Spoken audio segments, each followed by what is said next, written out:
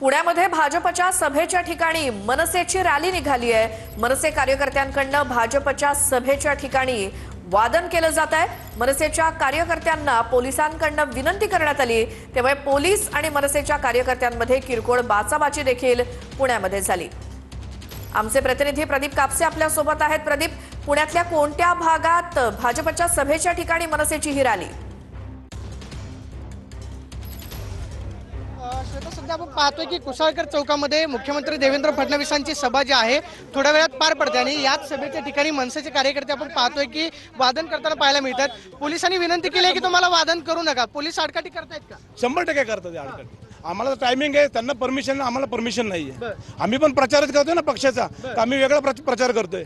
आम्हाला पण लोकांपर्यंत पोहोचायचंय। आम्ही स्थानिक आहोत, स्थानिक प्रभागामध्ये आम्ही निवडणूक लढवत आहोत सामान्य कार्यकर्ता म्हणून। जर असं सामान्य कार्यकर्ता असं त्रास असेल तर काय करायचं? पोलिसांनी परवानगी इथं काय वादन करू नका? आम्ही अर्ज केलेला आहे परमिशन। आम्ही एक खिडकी योजनेला परमिशनला काल अर्ज केलाय, त्यांनी परमिशन देणं न देणं त्यांची। आता हलणार का नाही? आता साहेब आले 2 मिनिटांमध्ये, साहेब आले की साहेबांना भेटणार, आम्ही हलणार। आपण पाहतोय की हे मनसेचे कार्यकर्ते सांगतात की या ठिकाणी पोलिसांकडून वादनाला जी आहे ती परवानगी नाकारण्यात आलेली आहे। बिलकुल प्रदीप, धन्यवाद या माहितीसाठी।